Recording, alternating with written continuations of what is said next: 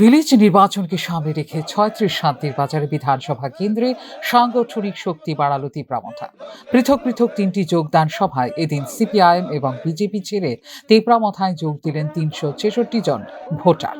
এই দলবদল অনুষ্ঠানে উপস্থিত ছিলেন তিপ্রামথার দক্ষিণ zonal joint chairman Harendra Reang, ছিলেন ২৬ বীরচন্দ্র কলসি কেন্দ্রের এমডিসি কেনারাম রিয়াং, দক্ষিণ zonal joint chairman Harendra Reang, তিপ্রামথার কেন্দ্রীয় কমিটির মাইনরিটি সেলের সভাপতি শাহ আলম মিয়া, প্রাক্তন এডুকেশন চেয়ারম্যান নরেন রিয়াং। প্রথম যোগদান সভা হয় মধ্যটিলা গ্রামে।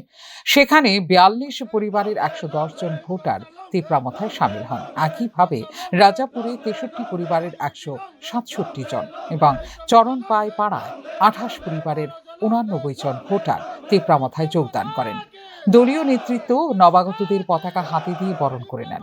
অধিকার আদায় এবং যোগ্য সম্মানের জন্য মথায় যোগদান বলে নবাগতরা জানিয়েছেন। কেন বিজেপি দল সরকার থাকা সত্ত্বেও আপনি তিপ্রামথায় সামিল হয়েছেন? আমি বিজেপি থেকে কোনো সুযোগ সুবিধা পাইনি এবং ওদের কাছে কোনো বিশেষ কোনো মান সম্মান পাইনি। তার জন্য আমি বিজেপির প্রতি আমি একটু আকৃষ্ট আছি, তাই আমি বিজেপি ছেড়ে তিপ্রামথা যোগ দিয়েছি। এদিনের অনুষ্ঠানে দলীয় নেতৃত্ব কর্মী সমর্থকদের প্রতি আহ্বান রেখেছেন প্রদ্যুৎ কিশোরের আদর্শকে ঘরে ঘরে পৌঁছে দিতে। ভিলেজ ভোটকে সামনে রেখে জনজাতি অংশের মানুষের আবেগ ধরে রাখতেই দলের এই সক্রিয়তা বলে রাজনৈতিক মহলের দাবি। ফিউরো রিপোর্ট, নিউজ নাও।